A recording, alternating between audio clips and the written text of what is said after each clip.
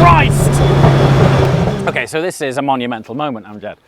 Yeah. Also, thanks for this, because most brands wouldn't let anyone anywhere near their car before it's basically complete. I think what it is, because you've been on the journey with us, we felt it was important that you drove this. And not only that, you were the first person outside of the company to drive this car. Really? Yeah. I feel honoured, really, really do.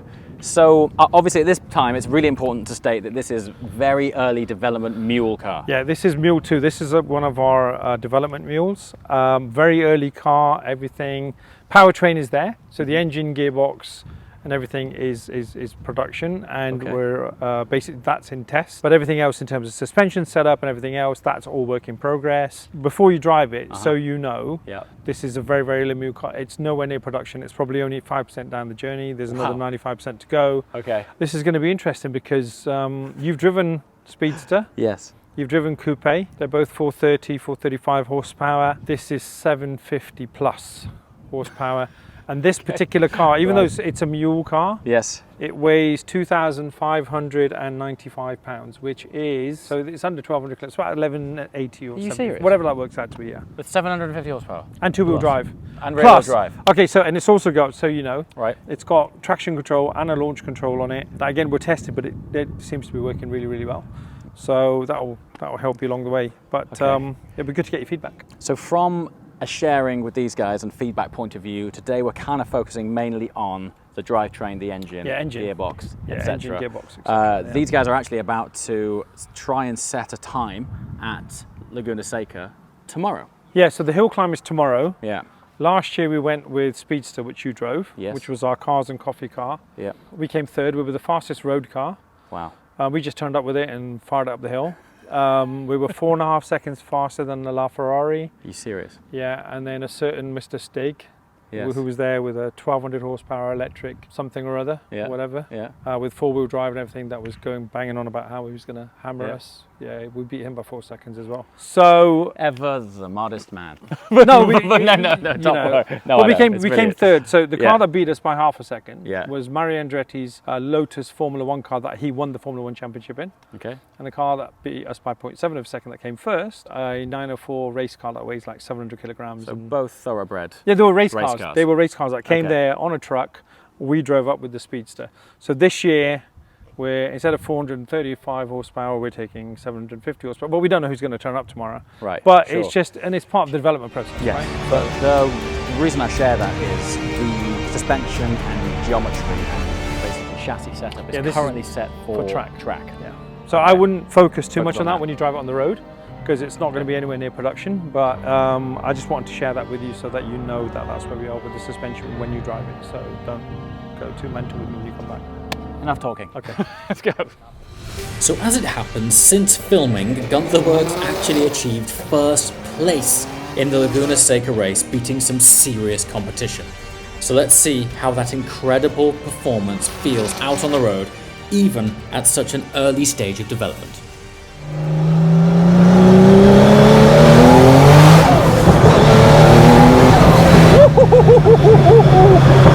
Okay, yeah, that's a little bit intimidating.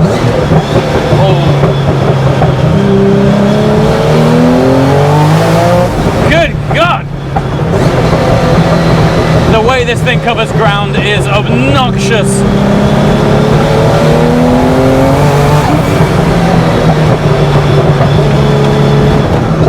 Right, let's just calm that down 1 second so I can string together some sort of sentence. Welcome to the Guntherwerks Turbo Mule. Now it's really important to preface this with, this is very much a development car, a super early development car. Now this is the kind of thing that most brands just do not let people have access to. But testament really to the confidence that Guntherwerks have in their own cars at such an early stage that they've gone, do you know what? We reckon, even though this is miles away from where the finished product will be, here's the keys. We want you to feel what this flat fan turbo power is all about. As I'm sure you can tell by the smile glands, which have got cramp on my face, they've done a pretty good job. So while I go and search for a stretch of tarmac that I can actually use, because the amount of power, this is quite some stretch over 750 horsepower right now. So the power to weight ratio is, well, disproportionately in favor of a very good time. But before we go into it, the idea of today is really to describe to you the very early feelings of where this platform is probably going to end up in about 12 months' time. And a lot of that is dictated around the power, the pull, the feel, the transmission, and just get a feel for how Gunther have developed their own turbo platform.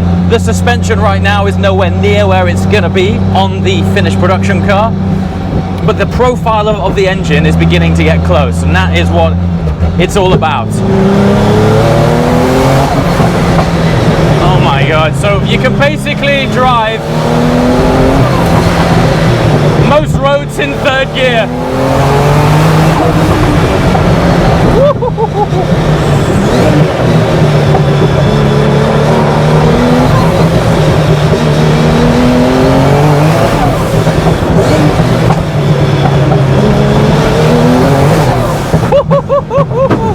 What a thing! Have you heard the overrun?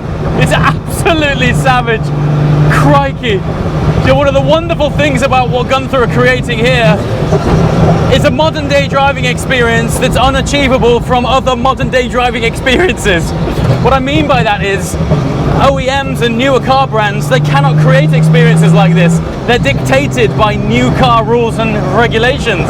But this on the books, this is a 993 Turbo. But you can think of it as if, imagine if Porsche made a 993 GT2 RS and then some. This is like GT2 RS up to 11. It's light, it's really angry.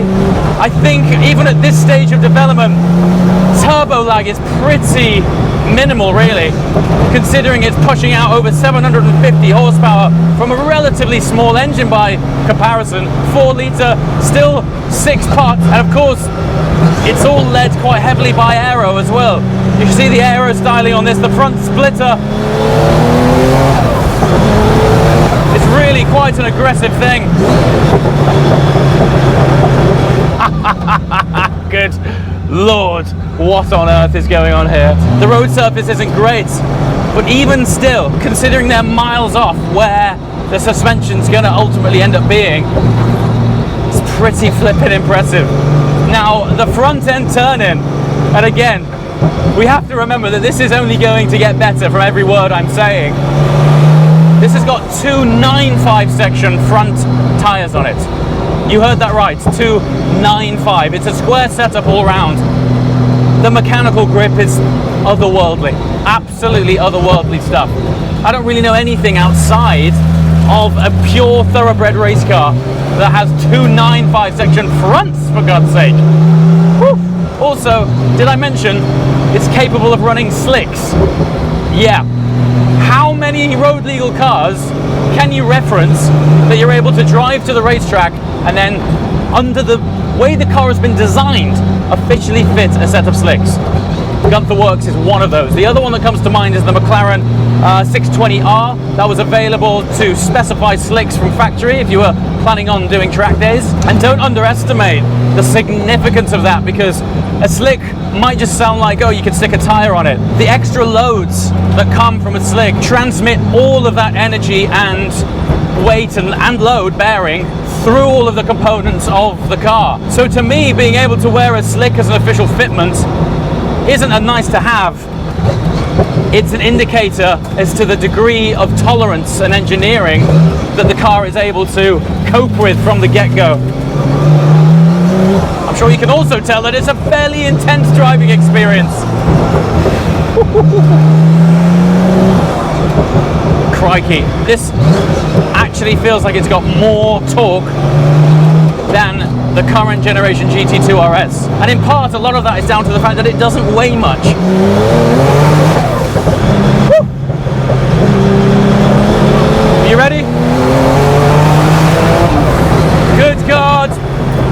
I'm not even getting up the full rev band. I am not getting anywhere near this thing. You just need more tarmac. You just need more tarmac. Wow! The pull. And interestingly, it's quite far up the rev band.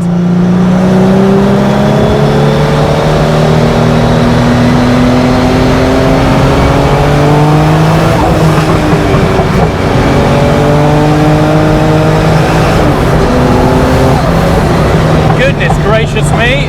This is absolutely phenomenal. Absolutely phenomenal.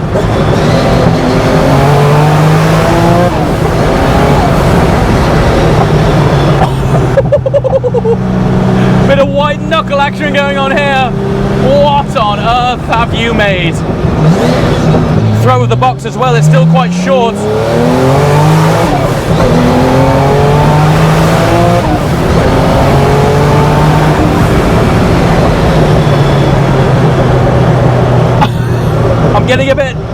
I'm actually genuinely getting a little bit emotional about this thing. Cars don't get made like this anymore. And the sound too. I was a little bit thoughtful that because the naturally aspirated cars from Gunther sound so good, I thought this might have lost something, but it doesn't have quite the same super pitch of the NA car. But by God, it makes up for it in pull, turbo sound, fast amounts of torque, and the throttle response too. Considering it's heavily turbocharged, goodness Christ! First time I ever drove a Guntherwerks, and I said, and it's on camera, it's the best car that I've driven that year. This is nowhere near complete, and it might be the best car I've driven this year. So the other thing to note is the weighting of everything. So the weight of the throw of the gear shift, the gearbox, the weight of the clutch, and the weight of the wheel, they're all very well matched. It might sound like a small thing, and again, it's quite amazing that they're at this stage so early. But if one of these things, these are the three main attributes that you interact with in a driver's car, as it were, in a manual driver's car. If one of those elements is imbalanced or feels lighter or too heavy compared to the other three or the two, something feels off. But in this, everything feels very harmonious. And again, these are subtle details that we mustn't underestimate. How much work goes into the calibration of those things that you kind of take for granted. But to feel that at this stage is super cool. So obviously with this having so much more torque than their naturally aspirated cars, they do have an updated clutch in it. It's heavy, but it's not crazy heavy. It actually reminds me of the GT3 997 RS 4 litre. That naturally has quite a heavy clutch, but once you get going, you don't even think about it. But the clutch needs it to deal with this kind of torque. And when you floor it, you really see why.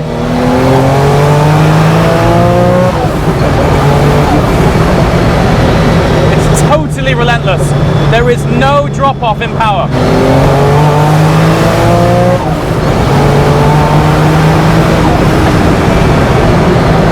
Good Lord. If it wasn't for me looking around at the fact that this is clearly a development car, I'd keep that overrun pops and bangs programmed into, like, that's not synthetic, that's real engine overrun. Ah, you hear the whine of the flap fan as well. It's the other thing with properly engineered cars, you hear the real engineering components, you know, it's so cool. It's so cool. If this is an early test mule, I'm like scared to think where the final production car will be. I mean, I fully respect and appreciate that currently it's set up for a Laguna Seca run tomorrow. Yeah. So it's obviously a very track biased setup, suspension and geometry. But even on the really stiff, bumpy stuff, it was considering that it was still good. But you're nowhere near on the suspension yet, are you? No. There's so much more development to be done on the suspension in the car. Like I said, very, very early test mule. Taking everything out of it, let's just focusing on drivetrain and engine. It's unbelievable. Yeah. Quick in it. It's absolutely ridiculous. It's like someone's taken 300 kilograms out of GT2 RS and all the sound deadening, so it's actually got loads of theatre. Why don't new turbo cars sound a little bit better? If that can sound like that. Well, you know, we're all about the analog driving experience, right? Yeah. So it's analog driving experience, modern day performance. Well, this is, I think, surpasses modern day performance. It does. But you've got the analog driving experience, so that's what it's all about. So that's where we've got to where we've got to with it. The speed of this is... It's insane, isn't it? It's almost a joke how fast this thing is. What was really nice is, even all the way up top, it's still pulling hard. There's no drop off. Right. Like, I expected it to be thick low end, but it's all the way through. Well, remember when we did the original videos on Coupe, right? Yeah. And I explained to you how the engines hadn't rolled over at 7.8. Yeah. This is the same, it hasn't rolled over. That's exactly how it feels. So max power is at 7.5. The calibration of it all, it's just all like weighting of everything. I can feel a lot of the learnings that you've taken from the Coupe and Speedster program. Yes. Over.